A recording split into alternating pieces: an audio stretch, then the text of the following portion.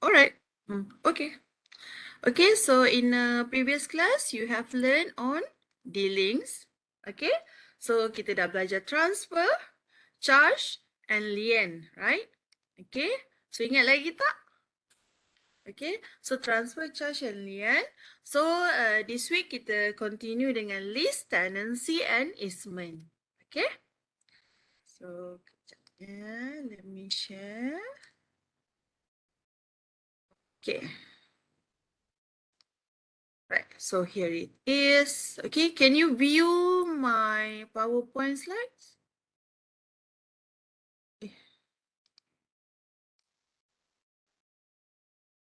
Okay, alright, good. Sekejap Lama I tak boleh nak ubah pula. Okay. Okay, so for today kita akan continue dengan dealings. Okay, kalau I sempat then kita akan sambung dengan caveat. Sebab caveat pun quite lengthy. Okay, so oh tapi I ada few things sikit nak kena kejap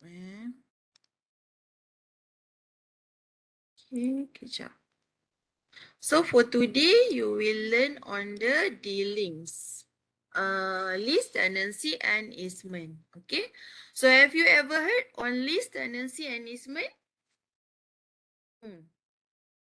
Lease mungkin you all pernah nampak kan kalau dalam kes-kes kita buat untuk fixture and settle hari tu. Okay, ada lessee, ada charge kan, chargee.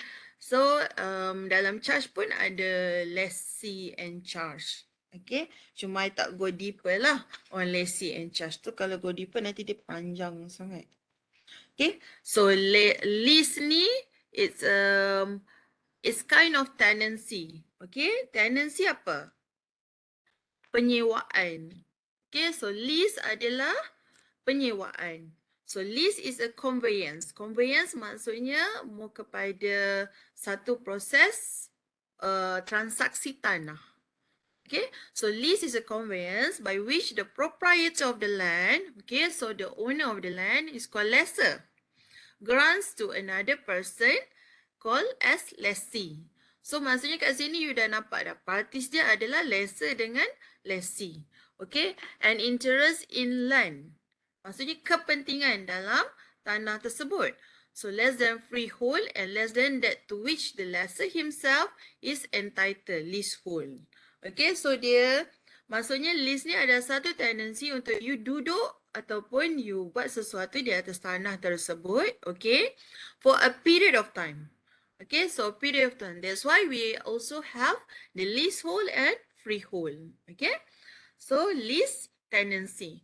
So the duration of the tenancy must be more than 3 years. Okay, but less than 99 years. Okay, so we needed 3 to 99 years. Okay, sebab kita ada leasehold yang 69 years. Okay, kita ada leasehold yang 70 years. Most common adalah leasehold yang 99 years. Okay, 99 tahun leasehold. Okay. So the requirements. The lessee, okay, has an exclusive possession over the land. So the lessee, the owner, all right, he has the right to reject. So this one is reject. Okay, reject any of the people who can enter the land. All right, ataupun he can reject, he can decide to whom he can create the lessee. Alright, so the lessor must have the intention to create a lease, alright, a tenancy. Okay, lease dengan tenancy is different tau. Okay, dia taklah different sangat, tapi dia bezanya lease ni you kena register. Kalau tenancy, okay, sewa, bila you buat agreement ataupun you menyewa, it can be unregistered. Kan? Macam kita sewa rumah kat luar kadang-kadang by mulut je, tak ada agreement. Okay, so does not need a registration. Tapi kalau lease, you kena register. Okay, registration is important. So, So both parties must have the intention to create a lease, okay, a tenancy. So how to determine the intention? So by way of these two things, the written agreement and the conduct of parties, okay? So the conduct of parties, after that, I will teach you why dia boleh jadi, they still they consider as lease, equitable lease, okay, walaupun dia tak ada agreement. Okay. So C, the period or duration must be definite and certain. Okay, kalau macam tenancy, you sewa, you boleh anjak-anjakkan ataupun you boleh extendkan. Okay, extendkan period sewaan you. Tapi kalau dalam lease, you kena ada definite, certain period of lease. Kalau nak extend lease, it's on the power of a lessor kalau dia nak extend the lease. Right? Then next requirements adalah the right of the title must be capable of transmission. Maksudnya is transferable. Okay, boleh dipindah milik. Berbeza dengan kalau sebelum ni kita belajar on TOL. Okay, TOL kan temporary occupation license. Kenapa TOL pula tak boleh transfer? Kalau lease you boleh transfer. Okay, transferable. But of course with the authorization. Okay, so A, B, C, D. Okay, the very important one. Okay, I rasa A, B tu you all dah nampak very clear kan. All kena ada intention. So intention ni derive daripada written agreement and conduct. So kita go kepada C dengan D. So C, the period or duration must be definite. Okay. So what would be the effect? Kalau you ada list yang you tak ada satu specific time limit. Okay. So contohlah you come into the agreement. Okay. And then you say that, okay, I'm leasing this land to you for as long as you like. So benda tu tak ada certainty. So bila tak ada certainty, okay, under this case, Karupan Chetty against Swantiam. Okay, so any agreement stated for as long as the party wishes is considered as a void agreement. Maksudnya even kalau you dari mulut ke mulut ataupun dari segi conduct ataupun by written agreement, you kena ada a specific period. Okay. So kalau you dapat soalan pasal list ni, the very common example you can say, for example, 99 leasehold of land. Okay, that's very macam obvious lah. Okay, very general. You boleh letak macam tu. So still dapat marks juga. Okay. So in another case, alright, Siu Sun Wah against Yong Tong Hong. Okay, so in this case, the fact of this case, a tenancy has been expressed to be as long as the tenant likes. But the law held that it is not void and still good as an agreement for lease. So difference dengan this case. Okay, so this case only applicable, alright, when the circumstances dia, okay, yang mana court kata ada tiga principle proven. Okay, the court apply equitable estoppel. Okay, very simple nak faham bila register dengan unregistered ni. Okay, registered hak dalam undang-undang. So registered in accordance with the provisions of NLC, National Land Code. Tapi bila ada benda-benda unregistered, dia jadi equitable. Okay, dia bukanlah something yang void, dia tak void, tapi dia jadi tidak mendapat interest, tidak diprotected melalui undang-undang. Remember kalau dalam previous class I ada cakap macam kalau level, if you are registered, so kalau contoh apa-apa berlaku, registered akan dapat dulu remedy. Kalau unregistered ni dia macam goyah, dia boleh dapat, tak dapat. So it depends on the court. Okay, so dalam kes ni, it still depends on the circumstances. So dalam kes ni, walaupun dia put such a indefinite period, tetapi court tengok whether ada tak circumstances yang fulfill these three principle: expenditure, expectation and encouragement. Okay. So okay, expenditure ni maksudnya sama ada both parties tu comes into one another agreement or they are by conduct, okay, by oral. Oral kan boleh jadi agreement juga kan. Agreement kan written and oral, okay, ataupun conduct of parties. So dalam kes ni dia punya agreement tu kira vague kan, vague. Tapi dari segi conduct, okay, expenditure dengan expectation maksudnya the plaintiff ni dia expect bahawa the lessor will give you the right, okay, the right for the tenancy. Okay, encouragement. Encouragement maksudnya sama ada both parties memang dari segi conduct encourage bahawa memang dia nak extendkan the lease. Okay, tetapi kes ni, alright, kalau dalam undang-undang caution, kalau you tengok kat Lease selalu dia ada macam ada ikon tau. Okay, kalau hijau maksudnya kes tu you boleh refer. Tapi kalau ada caution warna orange, dia tanda macam warna orange, okay, maksudnya hanya untuk certain circumstances saja. Okay, so basically you kena faham the duration must be definite. Only in certain circumstances it can be be not voidable.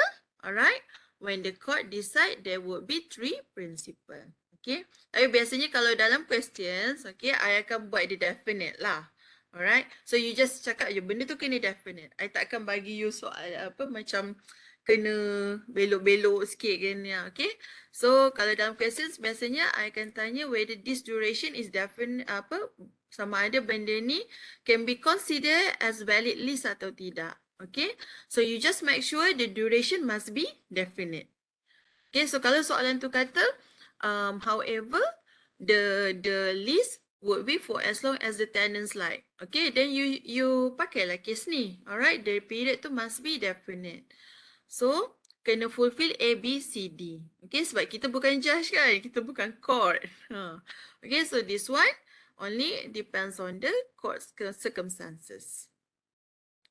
So, the last element, okay, sorry, the last requirement, the right of the title. So, title ni IDT. Alright, must be capable of transmission, transferable. So the right of the title must be capable of transmission. For example, the descendant of the lessee have the right over the title. So maksudnya I taking up the lease. So kalau I meninggal, so my descendants, waris I pula, take over the title. Okay, macam rumah. Okay, for example, rumah 99 tahun.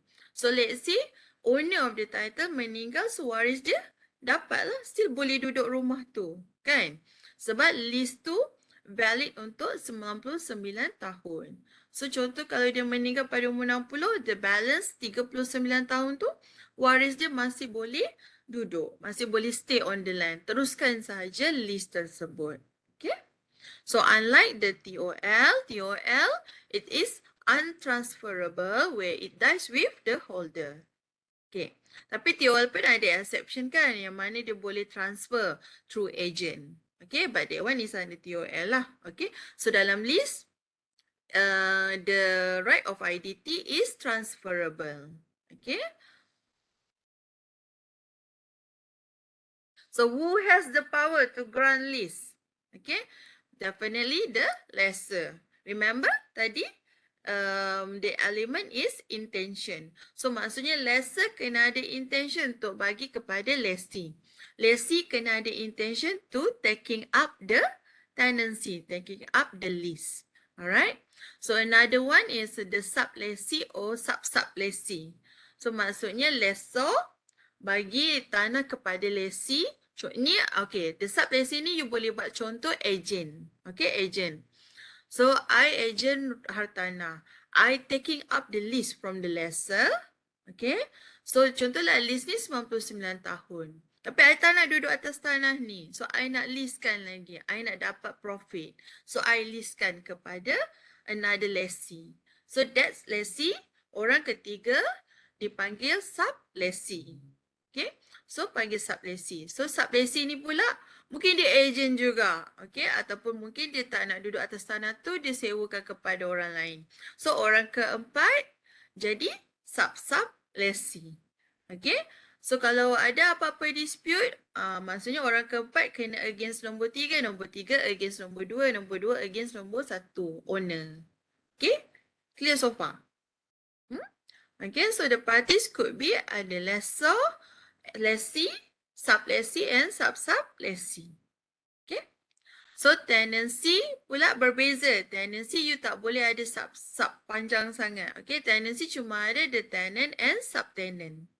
Okay, maksudnya ada owner, landlord, and then bagi tenancy kepada tenant, tenant bagi kepada subtenant. Okay, sebab tenancy it can be unregistered. So bila unregistered, you punya kepentingan, okay, goyah lah, okay, pincang. It could be have a lack in the interest within the provisions of land law. Okay.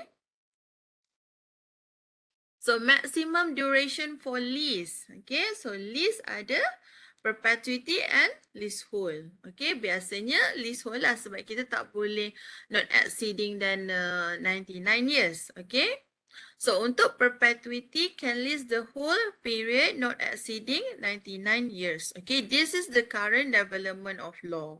So kalau kata, okay, but this one you kena differentiate dengan tanah yang memang perpetuity. Okay, perpetuity grant dan juga bukan yang ada lessee tau. Bukan yang ada lease. Okay, pindah milik tanah yang transfer. Remember kita belajar transfer? Okay. So, and satu lagi tanah MRL. Okay, Malay Reservation Land. Malay Reservation Land, you tak boleh nak lease, dia boleh lease. Cuma dia tak ada lease exceeding 99 years. Okay. So, untuk tanah yang memang granted perpetuity dan perpetuity forever. Okay, you still kena tengok dekat grant tu. Okay, kadang-kadang, oh tanah I perpetuity sebab my father kata perpetuity. Tapi bila tengok dekat grant, dia ada tulis. Okay, perpetuity tapi dalam kurungan 99 tahun.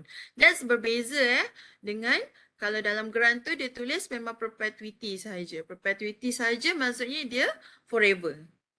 Okay, sebab undang-undang tanah ni kan develop. Remember torrent system daripada Belanda, and then you apply torrents concept, and then now. So there's still tanah-tanah, especially tanah-tanah kampung ataupun tanah-tanah pedalaman.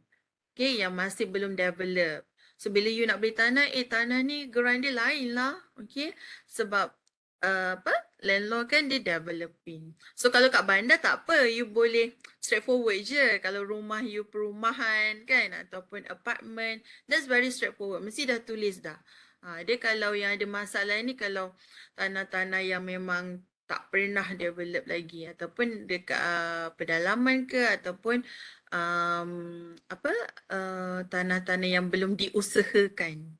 Okay, yang masih forest tapi they claim that if they usahakan tanah tu, that would be their land. Okay. So, perpetuity ni you kena tengok dekat grant tu. Okay. So, kalau tanah perpetuity, dia boleh lease kan tetapi hanya setakat 99 tahun. So, kalau leasehold very simple lah. You boleh tahu can hold up to the maximum of the period available. Maksudnya 99 tahun. 3 tahun, mesti lebih 3 tahun sehingga 99 tahun. Okay. So provisions of the NLC. Okay, so under NLC, the powers of proprietor to lease for a term exceeding 3 years. Okay, lease sememangnya lebih 3 tahun. Kalau tenancy, okay, lease ni dia lebih kurang dengan tenancy sebab dia about tenancy juga. You duduk, okay, you sewa tanah tu. Tapi untuk tenancy, okay, dia unlimited, okay. It can be within 2 months, it can be 6 months, okay, it can be 1 year, alright. Tapi kalau lease, bila you register lease kepada pejabat tanah, mesti lebih 3 tahun. Maksudnya you membenarkan lesi untuk duduk di atas tanah tersebut melebihi 3 tahun dan ke atas, alright. Tapi kan ada definite period lah. Kalau you bagi 10 tahun, 10 tahun lah registered dengan lessee tu. Okay. Tu section 221 NLC. So section 221 sub 2, okay, if less than 3 years, it called as tenancy exempt from registration. Okay, so as far as NLC is concerned, the law does not recognize. See, kalau something yang you tak registered, the law, dia macam mana law ni, dia dari segi equity je you ada. Okay, maksudnya dari segi kepentingan je. Which tak straightforward lah. You, kalau bawa pergi mahkamah, baru mahkamah tengok lah whether you ada right ke tidak. Okay, so the law does not recognize tenancy exempt from registration unless an endorsement is applied. Then it would be recognized as equity. Okay, it's never be registered sebab it's no registered kan. So you tak boleh panggil dia sebagai registered lessee. You tak boleh panggil dia sebagai registered lease. Okay. So section 221 sub 3 sub A, if want to lease the whole of the land, the maximum period is not more than 99 years. Sebab kalau dah lebih 99 years, it no more leasehold lah. Okay, it become a perpetuity. So perpetuity ni hanya boleh grant by state authority. Okay. So, section 221 sub 3 sub B, if a lease involve part of the land, the maximum period is not more than 30 years and a plan must be attached. Okay, a plan ni maksudnya drawing lah. If you want to develop the land ke ataupun you want to build a private house kan, kediaman, okay, the land tu must be attached. Okay, if you nak lease portion je, portion of the land. Okay, and must be not more than 30 years.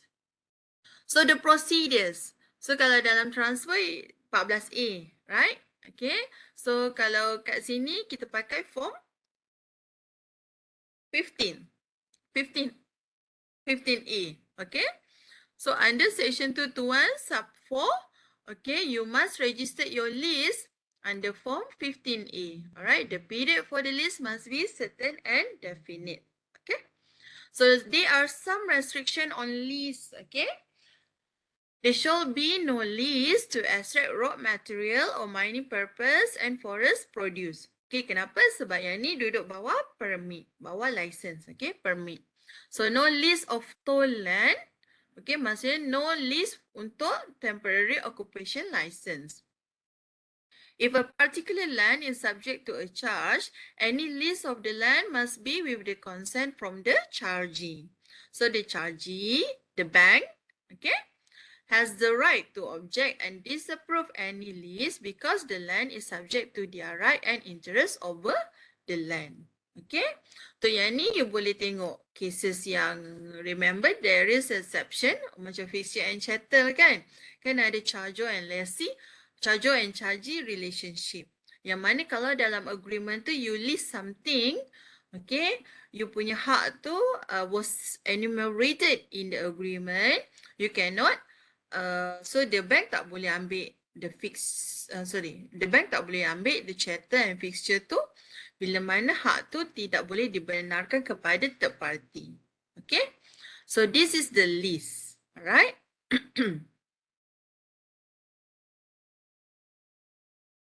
Biasanya bank takkan allow lah you buat charge, you do charge property on a leased land. Okay, sebab dia dah jadi macam you, dia ada dua benda dealings kan kat situ. Okay, biasanya dia akan bagi kalau you charge the property yang memang betul-betul your property. Okay, so maksudnya it's already been transferred, registered. Under transfer lah, pindah milik property. So in the case of Murugappa Chetty, okay, the charges consent is required for lease of charged property.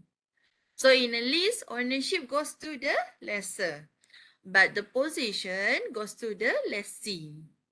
Okay, and the title goes to the chargee. So ni kalau untuk lease charge, lessor chargee relationship. So in matter of charge, the ownership remains with the charger, who is the owner of the land.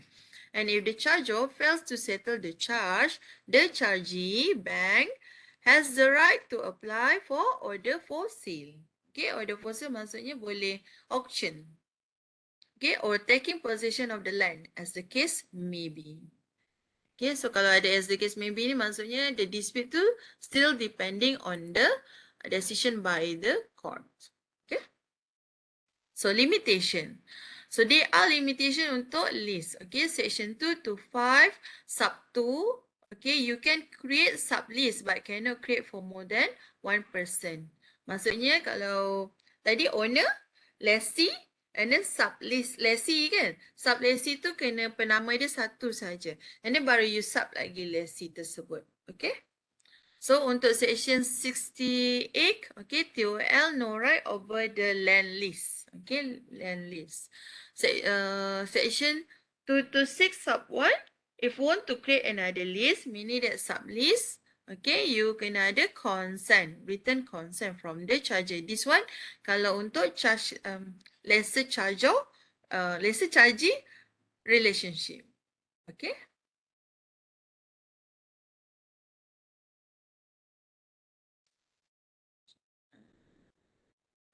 Okay, next agreement for lease. Kenapa keluar?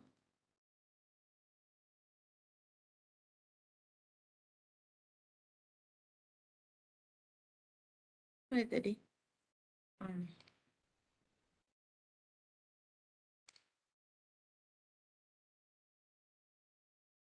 Sekejap dia lari sekejap.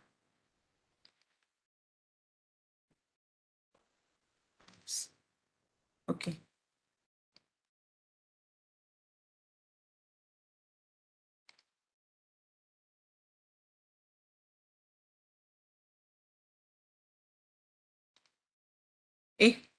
Sorry.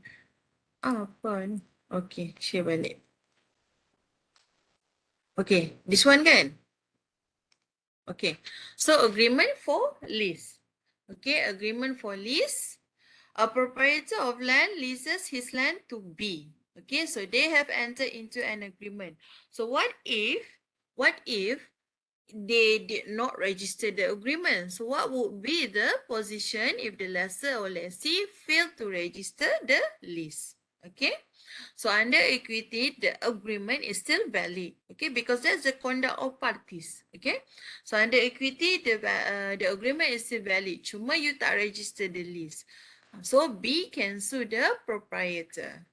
Okay, so this is based on the case of Margaret Chua's case. Okay, under this case, the plaintiff and defendant own an adjoining land. Adjoining land ni maksudnya tanah tu together. Dia grant besar, dalam tu ada portion. So portion diorang ni together dalam grant besar tu. Okay, so the plaintiff promised D to build a building and going to lease it to D for 25 years. Okay, so due to certain problems, they cannot fulfill one of the requirements of the land ordinance. Okay, so the agreement cannot be registered. So in order to proceed with the development of the building, plaintiff then charged the land to C. Okay, is the third party. So when the building finished, D came into possession based on the agreement. Later on, the plaintiff offered to sell the land to defendant at a lower price, and defendant agreed to purchase it with the consent from chargee. So the defendant, knowing of the dealings of the plaintiff, C and D, okay, caveated his interest. Maksudnya dia masuk caveat. Okay, caveat ni adalah satu untuk menghalang daripada performance. Okay, remember the lien holder caveat tadi, lien holder caveat sebelum ni. So caveat ni dia ada 4 tau, dia ada 4 jenis caveat. Okay, ada caveat, basically dia more kepada untuk you stop performance. Okay, stop someone from performing something. Okay, so P and C ni dia masuklah caveat ni untuk caveated his interest, untuk protect dia orang punya right. Okay, interest, kepentingan. So under the agreement to lease the building. So when defendant went to the land office, the agreement to lease the building was not mentioned, but there's only charge in the IDT. So how to lodge caveat if there is no consent from chargee? Okay. So this one, kita kembali kepada equity. Okay, so first, whether the agreement for lease is valid. Okay, if it is valid, the defendant has the right to proceed with the lease until 25 years. Okay, maksudnya dia ada hak lah untuk proceed dengan lease. Okay, dalam kes ni untuk 25 tahun. Tetapi kalau agreement tersebut void, sebabkan agreement tu tak register kan. So, if it is considered as void, the term in the agreement, then tak adalah lease. There is no intention to create lease. Okay, so the judge look at the principles of equity. Equity comes when it is fair to do so. Maksudnya equity ni, walaupun you tak registered, it's something that it is fair untuk bagi interest atau kepentingan tu kepada you. Okay, so it is not fair to the defendant. So based on equity, walaupun agreement tu tak registered, it is a valid agreement. Okay. So what is the effect of an unregistered lease?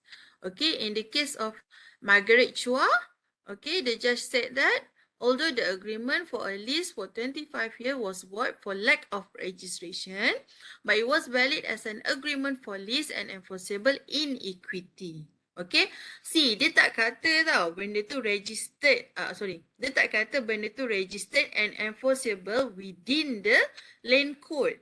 Okay, within the land law, National Land Code. Okay, the judge said that it was valid and enforceable in equity. Okay, equity ni dia hanya protect je, right? You boleh guna je. Tapi if contohlah, kalau ada kemusnahan ke apa ke ataupun if there would be something, okay, dia macam ni lah, kat tanah, tanah, kalau you tak registered contoh macam ni kan lease kan. So lease tu contoh sebelah tu tanah kerajaan. Then kerajaan nak develop tanah tu. Tiba-tiba berlaku kalau landslide tu of God. Dia kalau contoh itu tak yang something, I lupa lah apa nama dia. Dia macam bom tanah tersebut untuk you crashkan hard material. I lupa nama bom tu. Dia term tu. You know like kalau you do the construction, you boleh, dia kan ada banyak jenis excavation kan. Dia you bomkan hard material tu. So siapa tahu nanti tulis dekat chat I lupa nama term dia. I encounter ada one case ni dia macam tu lah. So dia ada banyak hard material and then you bomkan supaya dia terus pecah kan. Senang you nak excavate. Sebab kalau kita excavate guna excavator je, nanti excavator tu yang rosak. Macam tu. Okay, so this one contohlah government bomkan benda tu and then it affect tanah you masa you jadi lessee. Okay, so you kalau you registered lessee, you boleh saman against government tanah sebelah sebab fail to, you boleh saman under tort. Okay, sebab you suffer damages. So, you boleh saman under tort lah, law of tort. Okay. Tapi kalau you tak register, okay, contoh macam ni lease and enforceable equity, you cuma macam right you tu cuma dekat atas tanah you je. So, kalau you suffer damage tu, it quite hard untuk you saman sebelah. Okay, sebab hak you tu tak protected under the land code. Faham tak? Okay, if dia macam something happen which makes you suffer, you cannot claim. Benda tu sebab you bukanlah registered. Kalau you claim pun, mungkin you dia tak succeed lah. Okay, everyone has the right to claim under the court. Okay, whether succeed or not je. Okay, so and that's the case under Margaret Chua. Okay, walaupun you tak register, it can be enforced cuma under equity. Yeah. And then Siu Sunua against Yong Tong Hong. Under Privy Council, court held that an unregistered written agreement for a lease stated to be as long as the tenant wishes to occupy was invalid as an equitable lease for 30 years. Okay, so just straightforward lah. Guna je case yang apa, as long as the tenant wishes to occupy. Okay. Cuma dari segi principle, you can see kalau unregistered lease, it can be enforced under equity. Tapi kalau you registered lease, and cuma tak ada definite period, it will be invalid. Okay. So all the all the 4 elements, okay, the requirement of lease yang tadi kena fulfill. Ni A, B, C, D. Okay.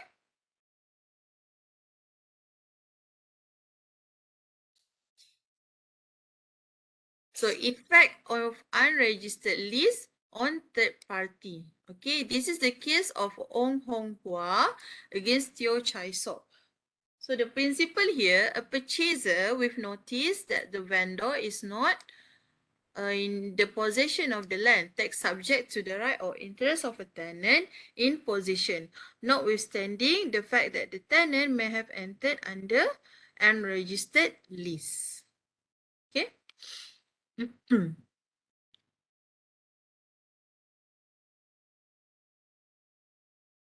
Okay, nanti you continue further reading on these cases. Okay. Can we take a 5 minutes break? I need to go to ladies now. Okay. So, kita resume. So, tadi stop sini kan? Ini ke sini? Ni dah kan? Okay. So, this is another cases. Okay. Untuk bila you ada agreement. Kenapa tak? Sorry. Bila you ada agreement tapi you tak register. Okay. So, Devi against Francis dengan ni. Siu Sunwah. Okay, Siu Sunwah ni dia simple je. Okay, nanti you all baca Siu Sunwah dengan Devi against Francis ni. So, dalam Siu Sunwah ni dia tak ada satu, I briefly lah. Okay, dalam Siu Sunwah ni dia tak ada specific period mention in the agreement of the tenancy, in the agreement of the lease tersebut. Okay, dia tak boleh consider as lease sebab dia tak registered lagi. So, dia dalam agreement of tenancy tu. So, dalam ni dia ada satu yang mana landlord tu, dia bagi list kepada responden. Okay, this duduk tu apa, tenant, kan, lessee lah, lessee. Okay, so the landlord bagi kepada lessee. Okay, tapi dia orang tak registered the agreement, and then the agreement tu hanya tulis for as long as you wish. Maksudnya tak ada definite period. So bila tak ada definite period, okay, kan dia tak fulfill kan the elements. Tetapi dalam kes ni, court cakap, alright, walaupun dia tak bagi satu period, tetapi by conduct, dia ada pembayaran rent. Okay, selagi mana lessee tersebut bayar rent tersebut, so dia boleh occupy it. So kat sini maksud dia, court kata, kalau you ada agreement, walaupun agreement you tu stating that for as long as the tenant wish, okay, dia supported, okay, supported by the conduct of the lessee tersebut bayar rent tersebut. Okay, selagi mana dia boleh duduk dekat atas tanah tersebut as long as he wishes and the person pay the rent, so he can occupy it. Okay, so the court kata, for as long as he wishes, it considered as the intention of the parties. Okay, so this one, dia agreement, dia tak ada period agreement, dia tak ada period mentioned in the agreement, tetapi dalam agreement tersebut, dia dah state dah, the tenant may occupy the property for as long as he wishes, but as long as the person pay the rent. So dia ada tambahan kat belakang tu. So then selagi mana dia bayar rent tersebut, dia boleh occupy it. Okay. So that is supported by conduct. Dia ada written agreement and by conduct. Okay. So dalam Devi against Francis ni, okay, Devi against Francis, this one dia portion of land. Okay, yang ni, okay, so yang ni, court dia explain yang 3 benda tersebut. Remember, kalau you tak registered, you still boleh jadi equitable lessee, provided ada 3 benda tadi. The expectation, encouragement dengan Ya, perlu beri satu.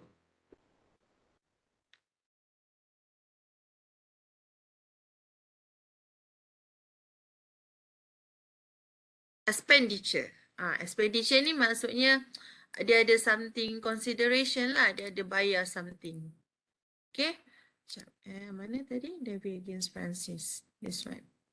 Okay, so dalam ni, court, dia highlight this principle of tiga benda. Expenditure, expectation, dan juga encouragement.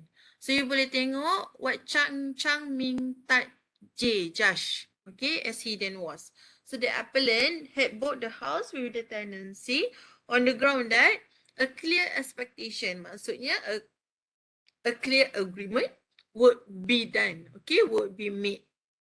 So of a right to purchase the land. So this is implied that the landowner and successor with notice, okay, they had knowledge. So they cannot end the tenancy based on 1 month notice, okay, without referring to their agreement. Okay, unless the land has been offered to the appellant to purchase and she had refused the offer. Okay. Therefore, in the absence of offer to sell the land, the notice to quit did not have effect in law and equity. Okay. Yang ni bila you duduk dekat atas tanah tersebut and you allowed to build the house and the agreement given the propriety untuk you buat sesuatu di atas tanah tersebut. Okay. So, the agreement tu bind both parties. So, you tak boleh nak sublesi ataupun you tak boleh nak jual tanah tu selagi mana lease tu terpakai. Selagi mana lease tu berjalan. Okay. So, this is the principle. So, if there is no written agreement, the owner is silent, is considered as part of consent. And sometimes the agreement is immaterial. The rent received, maksudnya the conduct of parties too, can be considered as consent, acceptance and proof. Okay, the rental proves that there are encouragement, expectation and expenditure. This one only terpakai kalau you tak registered. Okay, kalau registered, very straightforward. Dia kalau unregistered ni, you kena tengok onto the facts and circumstances of the case. Okay. So, rights and liabilities of lessee and lessor, you boleh refer kepada provisions under NLC. Okay, 230, 233 for the implied provisions. Okay, untuk lessor, you boleh refer section 232. Okay, so it is duty to lessor to guarantee the enjoyment and the peaceful of property. And it is implied that the lessor will pay quit rent and assessment rent. Okay, rent ni rent kepada, dia cukai lah, cukai tanah. Okay, cukai tanah dan cukai pintu kepada pejabat tanah. Okay.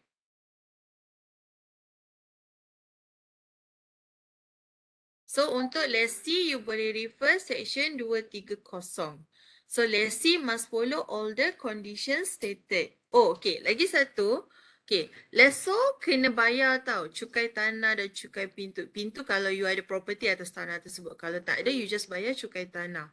Okay, lessor kena bayar. This you can differentiate dengan transferor and transferee. So, bila you jadi owner, registered proprietor of the land, you kena bayar cukai tanah. So, dalam ni, the ownership still kepada lessor.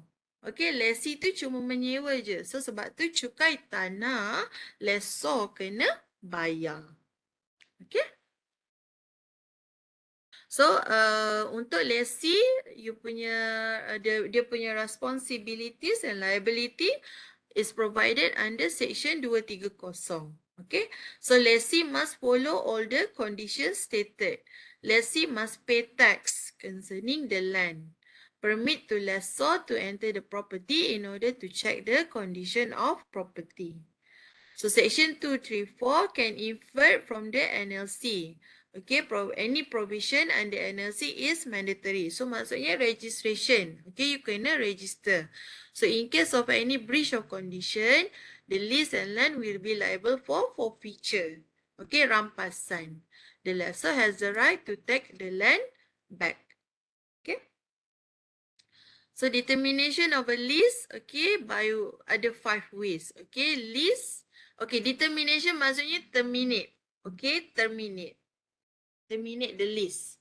So they are by 5 ways. Okay, by forfeiture, by surrender. Surrender ni you serahkan semula lah kepada lessor. Okay, by lapse of time. Lapse of time maksudnya lebih daripada period yang dibenarkan. So by notice maksudnya lessor, the landlord, okay, landlord boleh bagi notice, okay, I nak terminate your lease. Okay, tapi untuk notice provided kalau agreement kata you kena bagi notice 30 days, you kena bagi notice 30 days before, maksudnya you kena bagi peluang lah kepada lessee untuk prepare, oh I nak kena terminate lease ni, macam tu.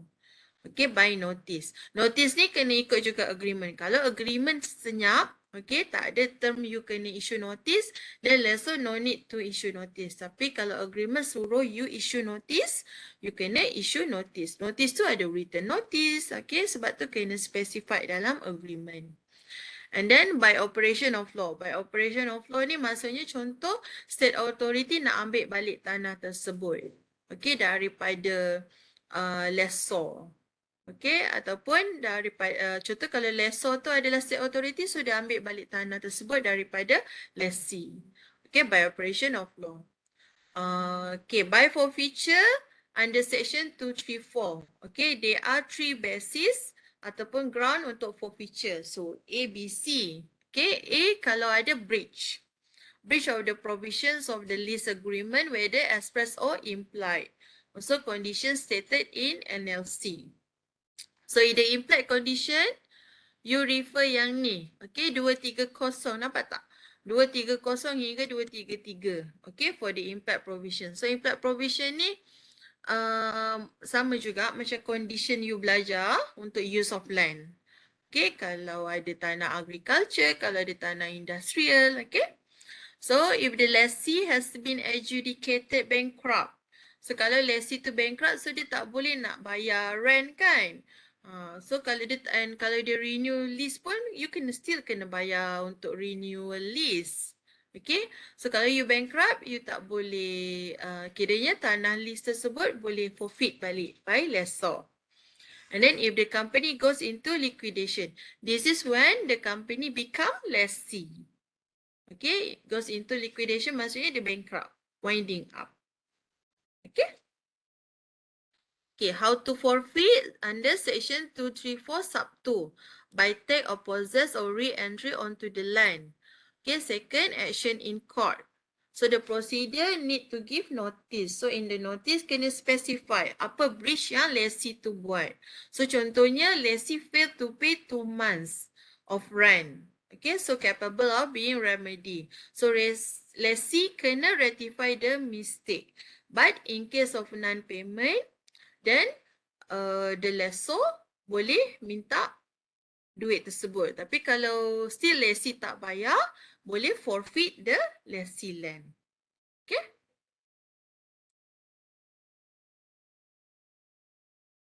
Okay, next easement. I cepatkan sikit sebab nanti you all ada, petang ni you all ada kelas kan? Okay. So easement. Okay, easement ni dia very straightforward. Easement ni kemudahan. Okay, kemudahan. Easement kalau ada section 2 act 2, okay, ni bagi hint lah. Easement ni masuk lah, okay. Alright, so easement section 2 act 2, okay, any right granted by one proprietor to another. So in his capacity as registered owner of the land, and for the beneficial enjoyment of his land in accordance with the provisions of NLC. Okay, so itu definition of easement. You boleh tengok dekat section 282. Kalau lease tadi, you tengok dekat section 283. Okay, so kalau easement ni bawah tu summary dia. Okay, I dah summarize kind of for you. So easement is a privilege or right given to the owner of a piece of land. So owner of this piece of land, you consider as dominant land. Okay, over land owned by another, servient land. Okay, so yang ni I bagi contoh dalam ni. I ada buat illustration sikit. Okay, this one. Okay, kalau you tengok dekat belah kanan ni okay. Okay, main road. Okay, you bayangkanlah ini adalah satu tanah Okay, satu tanah besar yang belah kanan ni yang main road surveillance land ni. Okay. Okay, atas tu main road. Okay, so surveillance. Surveillance maksudnya owner yang bagi privilege tu. Surveillance ni, okay, easement tu, surveillance ni tanah dia. Okay, bawah surveillance dominant land. Ataupun sebelah dia lah. Okay, kalau you nampak kan kat situ kan dominant land and bawah dia river mountain. Okay. Kita buat A, B lah. Okay, ni boleh conteng kan? Okay, A, B Okay, river A tu surveillance land, dominant ni B. Okay, so dominant land, sebelah tanah dia, belakang tanah dia, river ataupun mountain. Okay, kita ambil lah river. Okay, river. Okay, dominant land ni dia tak ada boat. And then river tu mungkin banyak buaya. Itu tak kalau macam kat Sungai Linggi, Melaka kan? Kan ada banyak buaya. It's quite dangerous there kan? Okay, so you bayangkan macam tu. So dominant land, river. River, you tak boleh nak bergerak. Kalau you tak ada sampan ke, you tak ada boat. Okay, so macam mana you nak keluar ke pekan? So nak tak nak, macam mana you nak kena pergi main road? You ada kereta. You tak ada boat, you tak ada sampan. You tak boleh nak lalui river. So, kereta you kena pergi main road. Sekarang ni, you tak ada laluan. Okay, you tak ada jalan. Let's say lah, surveillance Surveillance ni tanah sebelah you. Okay, easement tu, tanah surveillance tu. Okay, easement tu sebenarnya tanah surveillance tu. Okay, bayangkan easement ni tak ada Okay, so surveillance kan. So dominant land kena minta izin daripada surveillance owner untuk dia pergi main road. Okay, surveillance kalau dia bagi, dia will be easement. Okay, kalau dia bagi sedikit portion tanah dia sebelah tu, okay, dominant land owner, DL, okay, you bolehlah keluar pergi main road, lalu je tanah I. Okay, itu dikira easement, kemudahan. Okay, you bagi dia jalan. Okay, easement ni dia boleh jadi, okay, I bagi you, go on lah. Okay, ataupun dia kena register. Okay, dalam satu portion of land dia sikit, ambil lah dalam 4 meter ke kan, untuk kereta lalu. So, dominant land, barulah dominant land boleh pergi main road. Dia akan lalu easement tersebut. Okay, dia yang menjadi dispute kalau surveillance land owner ni, dia pasang pagar. Okay, surveillance land owner pasang pagar, macam mana dominant land nak lalu pergi main road? Okay, sebab dah ada halangan dekat situ. Okay, so tak, kalau dia nak pergi, nak lalu river pun tak boleh. Let's say lah kalau belakang dia mountain, takkan dia nak kena daki mountain tu, lepas tu pergi pekan. Okay, dia boleh, tapi ia menjadi inconvenience. Okay, sebab tanah kan about enjoyment. Alright.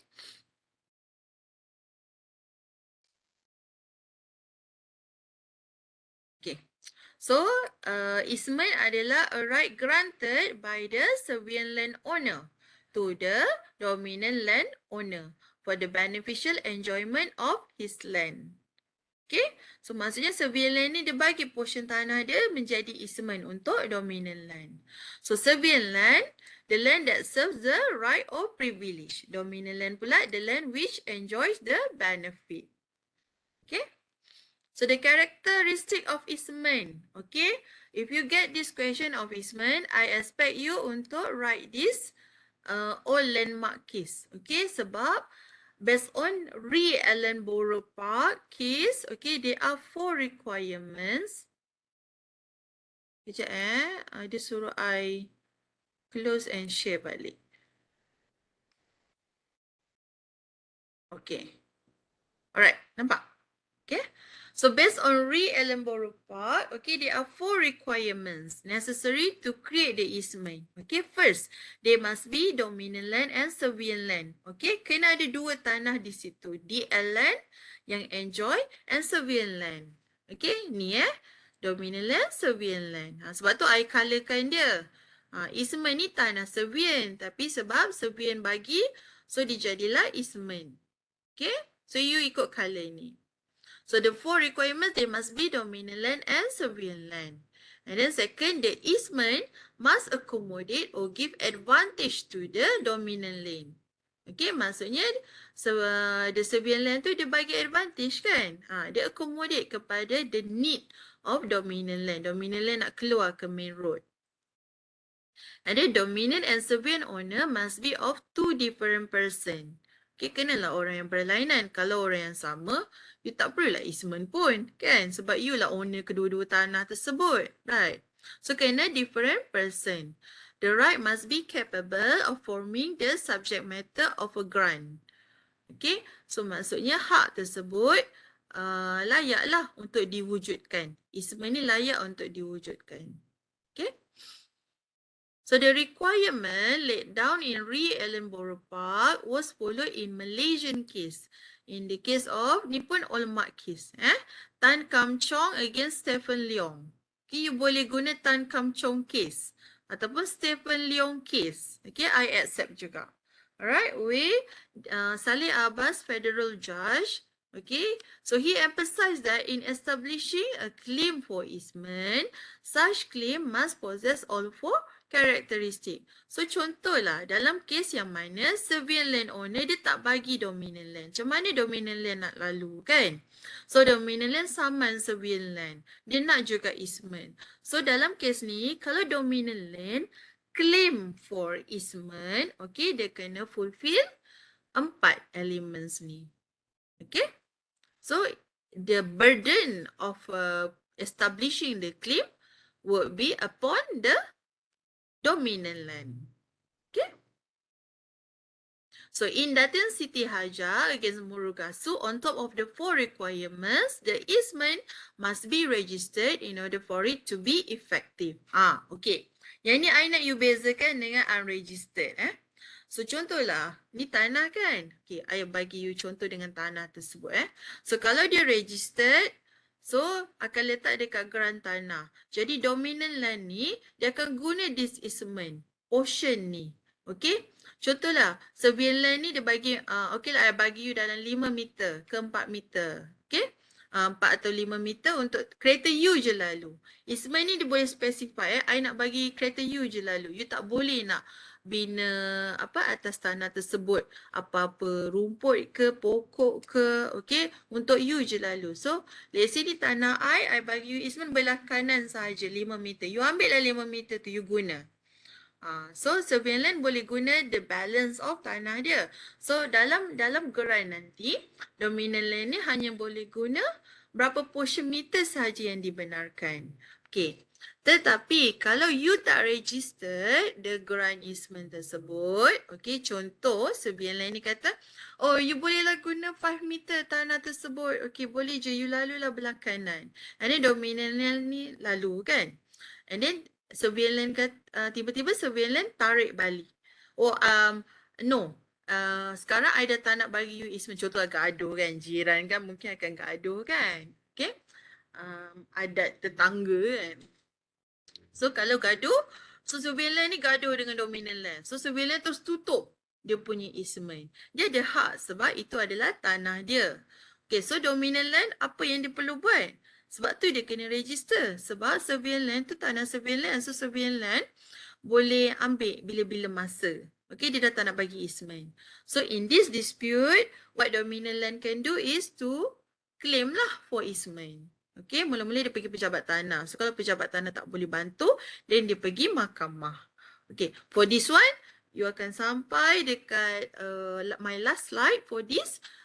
Let's say lah, kalau easement pun tak boleh, you akan dapat right of way, LARO. Okay, LARO, Land Administrator Right of Way. Okay, I ada bagi sekali remedy dekat dalam my slide ni. So, LARO ni, dia yang mana dia bukan orang yang saman. Dia pejabat tanah yang saman dia. Okay, sebab you komplain kepada pejabat tanah akan dapatkan, pejabat tanah gunakan hak dia untuk dapatkan laluan untuk you. Laluan tu kita tak panggil easement. Laluan tu kita panggil LARO, right of way. Hak laluan di atas under pentadbir tanah. Hak laluan pentadbir tanah. Okay? So maksudnya yang tu memang surveillance tak boleh nak argue lagi dah. Okay? So now ni easement. Okay? So easement, dalam kes Datin Siti Hajar, the importance is that you must register it for it to be effective. Okay. So elements, dominant owner, surveying owner, alienated land, dan form 17A, 17B for registration. So they are express condition. Maksudnya kena expressly grant. Okay, maksudnya I sebagai surveying land owner, I expressly grant to you, dominant land owner, untuk lalu. Kalau tak ada expressly stated atau expressly grant ataupun dalam mana-mana agreement lah you masukkan, tak ada. So, dia tak boleh, dia tak fulfill lah the elements of easement. Okay. So, yang ni kita guna form 17A, 17B for registration. Okay, types of easement. So, dia ada dua. Positive easement, negative easement. So, when you get the problematic questions, you can identify. Oh, this one is positive easement ke negative easement. So, kalau markah tu 25 markah, you can include sekali. What type of this easement? Okay. Kalau soalan tu pecah-pecah, biasanya I akan buat straightforward je. So, whether this easement is positive or negative. Okay, yang tu you boleh terus identify. Tapi kalau markah tu penuh kan, 25 markah. So, you kena elaborate juga. What you rasa easement ni, what type of such easement? Okay, so dia ada dua, positive easement dengan negative easement. So positive easement, okay, it gives the dominant owner a right to do something. Okay, kalau negative easement, dia bagi the dominant land not to do something. Okay, so saya rasa ikut ilustrasi ni senang kan? So maksudnya kalau positif, surveying land bagilah dominant lalu. Tapi kalau negative easement, surveying land tak bagi dominant lalu. Okay, some problematic questions, okay, ataupun some cases, alright, you akan nampak surveying land bagi. Tiba-tiba after 3 years, surveying land tak bagi dominant land lalu. So, itu jatuh bawah apa? Tulis kat chat. Okay, I sambung balik yang ni tadi. Okay, so section 283, sub 1, sub A and affirmative easement. Maksudnya, this means to allow landowner Y to drive his car over the land of B. Okay, BY ni, right, jap. Fikir balik dekat sini lah. Kita anggap je surveying land ni B, dominant land ni Y. Okay, so kalau positive easement, dia bagi dominant land lalu. Okay, so Y boleh lalu easement. Tapi kalau negative easement, dia tak bagi Y lalu jalan dia. Okay, so kalau soalan I tadi, surveying land, mula dia bagi kan, after 3 years, dia dah tak bagi dominant land lalu. What would you answer? So it become negative easement. Okay, dia become negative easement. Dia ada restriction kepada Y. Okay, so Y tak boleh lalu tanah B. Okay, so this example lah. Alright, so kalau you dapat soalan, kalau after 3 years dia dah tak bagi, you boleh jawab, okay, that would be negative easement. Kalau benda tu unregistered, so easement tu memang tak ada. Tapi kalau benda tu registered, walaupun negative easement, however, the owner of surveying land kena bagi dominant land lalu sebab easement tu has been registered. Okay? Okay, rights under easement, rights must be expressly granted. So meaning that easement must be registered for it to be effective. So for registration to be effective, you boleh refer section 286. Okay, I dah put dah kat sini. So under the case of Tan Wee Chun against Ong Pak Sang, okay, land bought by plaintiff and then plaintiff dia fence the land. Okay, so which therefore had obstructed the right of way used by the defendant. So the court held that easement must be created by express grant and thus registration is important. So kalau you tak register, easement tu boleh bila-bila masa ditarik balik oleh surveying land. Okay? Dia keyword dia you ingat je. Survey ni maksudnya serve. So bila serve, you provide kan. So you bagi dia lalu. Okay, kalau dominant, dia dia occupied the land. So and dia dominant, dia get the enjoyment. Okay, so dalam kes ni, the importance of you need to register. Kalau you tak register the easement become negative. Okay,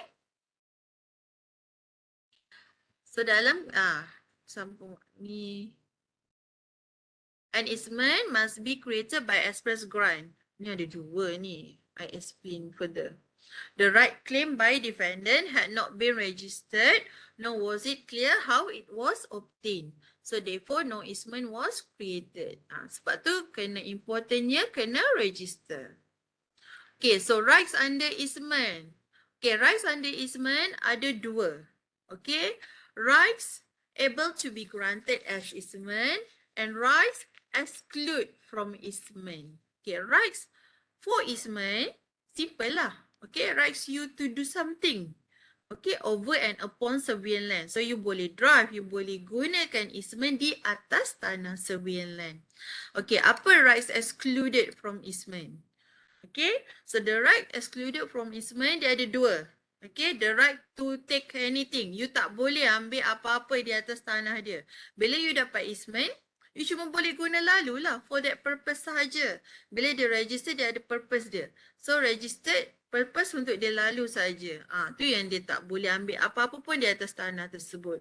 Let's say lah, surveillance land tu dia buat tar. Okay, dia bagi you dah. Sorry? Okay, so surveillance tu tar jalan. Okay, so you tak boleh nak ambil batu-batu ke apa ke di atas tanah dia. Tu contohnya. Okay. So any right to the exclusive possession of any part of the land, but it does not prevent the right involving the placing and maintaining in or upon the surveillance land of any installation or other works. Maksudnya, you hanya boleh guna part of the land sahaja. Okay. So you tak boleh maksudnya you tak boleh enjoy the whole of the land. Alright? So itu section 283 dan section 283 sub 2. So kalau kata rights excluded from easement, dia under sub 2. Okay? So next, section 288, the extent of the easement. Okay, so the extent ataupun advantage of the easement. So dia ada dua, right of footway and right to carriageway. Okay, right of footway maksudnya any person from the DL may pass and repass over the surveillance land without animals and vehicles. Okay, maksudnya dia hanya boleh jalan kaki. Maksudnya easement ni, I bagi you easement, tapi I bagi you cuma dalam 1 meter je. So 1 meter kereta tak muat lah, kan? So maksudnya 1 meter tu maksudnya dominant land hanya boleh pergi main road tu dengan jalan kaki. So right to carriageway pula with or without animals or vehicles. Biasanya right to carriageway ni pengangkutan. Maksudnya you bagi the surveillance land owner tu dia bagi lebih yang muat untuk you jalan dengan animals atau vehicles. Kenapa animals? Sebab zaman dulu kan, you tahu tak apa ya, kereta ditarik oleh lembu kan? Kereta lembu lah kan? Kereta lembu. Okay, so ada animals, ada vehicles. Right? So kat sini you kena ingat the advantage dia ada dua, right? Okay, dominant land nak pergi main road, it can be right of footway. Maksudnya kereta dominant tu dia letaklah dekat entrance main road nak masuk easement ni. Tapi dia hanya boleh jalan kaki ke rumah dia. Lorong ke rumah dia. Okay. Kalau right of carriageway maksudnya dia boleh masuk kereta. Okay, kereta atau animal ke, kuda ke. Right. So bila tanya, okay, types of easement, positive and negative. Kalau the right extent of easement, dia ada right of footway, dia ada right of carriageway. Okay. So when you get the question, you kena explain juga. Let's say kalau dia kata 4 meter boleh masuk vehicle. So itu jatuh bawah carriageway. Tapi kalau kata Mr. A bagi easement kepada Mr. B only for 1 meter. he cannot pass over the land with car. So itu jatuh bawah right of footway. Okay, jalan kaki ataupun carriage pengangkutan. Right? So the position of unregistered easement, okay? Easement, okay. Easement must be registered in the land office. So what would be the position of unregistered easement? So you can get the idea. Tadi, okay, bila unregistered, you still ada kepentingan saja. Hak you tak ada. You cuma be considered equitable. Okay, dari segi equity. So, dalam kes Alfred Templeton against Lloyd Holding, okay, there was evidence that parties had orally agreed to grant such right. Okay, so tanah mereka ni sebelah-sebelah. Okay, Alfred tak boleh keluar kalau Lloyd ni tak bagi easement. Dia tak bagi jalan. Okay, jalan kemudahan untuk dia keluar masuk. So dalam kes ni, mereka tak come into agreement. So they will just orally sahaja. So Lloyd kata, okay, orally dia bagi je. Okay, Alfred, you boleh lah lalu. Okay, sepanjang mana I bagi you lalu lah. Okay, so Alfred kata, benda ni, okay, masa zaman ni dia minta mahkamah identify whether this is considered as easement or not. So dalam kes ni, court held that whether plaintiffs were made to believe that they would have the right of way through the worsened conduct of the defendants, the court granted relief to the plaintiff based on equity, even though such right was not registered. Okay, so maksudnya Alfred, you can still lalu, tetapi hanya sekadar equity lah, equitable easement. Okay, kalau lawyer nak tarik balik pun boleh. Alright? Okay, sebab you tak registered, that's why you kena registered. Okay, termination of easement. Okay, jap. Okay. Sebelum I pergi termination of easement, okay, another remedy, okay, if the surveillance landowner refuse to grant easement, okay, so dominant land boleh apply kepada land office, okay, untuk laru. Alright, so this is another remedy provided under NLC. Okay, so let's say kalau easement tak dapat, then you minta laru. Tapi kalau you tanya I, which one yang lebih preferable, definitely laru. Sebab easement boleh terminate. Okay? Sekejap lagi kita tengok terminate. Tapi kalau laru ni, dia pejabat tanah tau. Benda tu dah memang grant, dah memang ada dalam, you tahu ke kalau tanah, state, mereka ada plan kan. So dalam plan tu kira you pun masuk bawah grant tanah tersebut, tanah negeri tersebut. Not just your grant tanah sahaja, tanah kediaman sahaja. Okay, so maksudnya land administrator ni is more preferable. Okay, dia punya application pun sama je, konsep dia sama je dengan easement.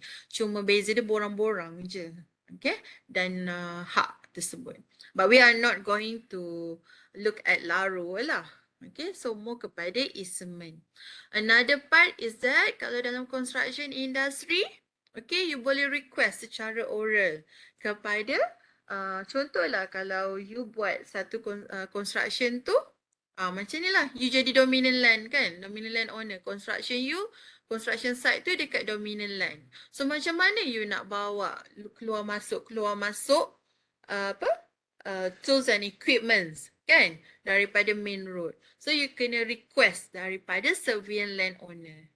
Okay, and bila you register, surveillance land owner boleh decide lah. Okay, nak bagi ke tidak, for forever ke tidak. Alright, so let's say surveillance land owner tak bagi, then you minta for laru. Okay, so that's kalau you nak apply dalam construction industry, construction site lah especially. Sebab tu dalam kontrak ada access road kan. You kena bila employer you bagi contractor possess the site, kena bagi sekali access road.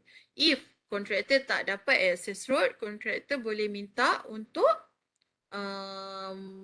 KM kan, grant untuk laluan, right?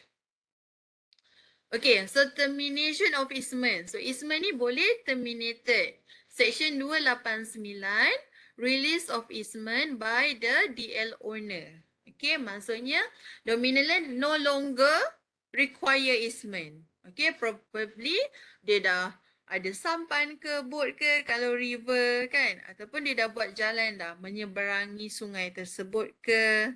Okay, so benda tu dia dah tak perlukan dah. So dia boleh release easement tersebut. And this can be done by form 17C. Okay.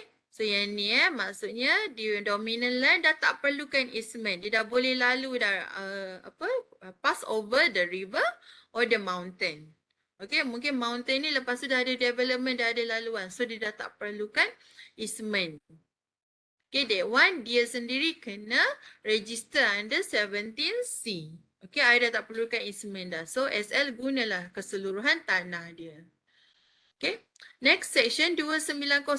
Extinguishment of easement. Maksudnya cease. Okay, no longer operate. Okay, extinguishment of easement by unity of title and possession. In circumstances where the DL owner and SL owner come into the same ownership.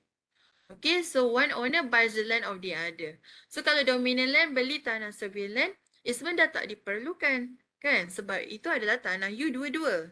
Okay, kalau SL owner beli dua-dua pun sama juga. Okay, so meaning that this one under section 290, easement tu can be terminated if another owner buys the land of the other.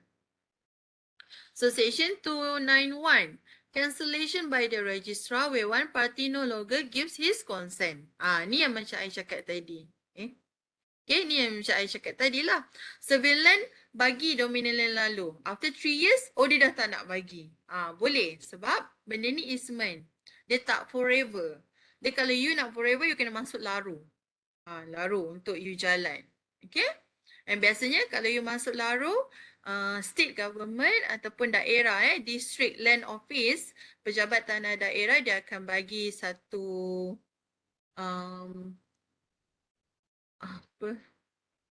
fund. Alright, dia akan bagi satu fund untuk tarkan jalan you sekarang lah, sekarang. Ataupun kalau tak tar pun letak pasir tu kan, pasir untuk dominant land lalu ke tanah besar.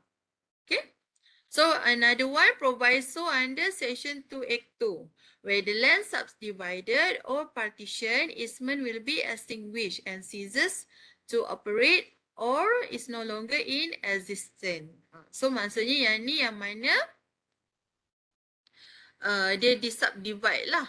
Contohnya surveillance land ni dia pecah dua. Dominant land pecah dua. So kan jadi 4. And mungkin dominant land beli tanah. So dia dah tak perlukan easement.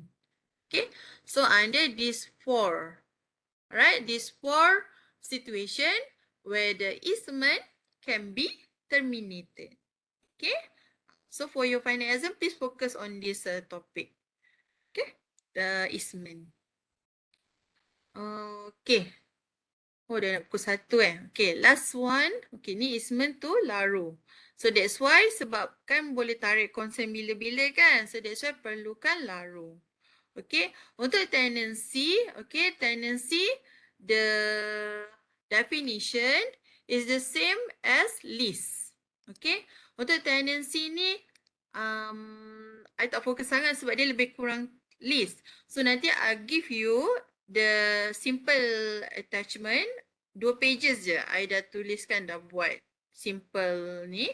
Okay, you do further reading on the tenancy for your knowledge. Alright, tenancy ni sama macam tadi I cakap, dia sama juga. It's a conveyance. Okay, it's a tenancy which you bagi tenant untuk duduk di atas tanah you ataupun property. Okay, but need not register.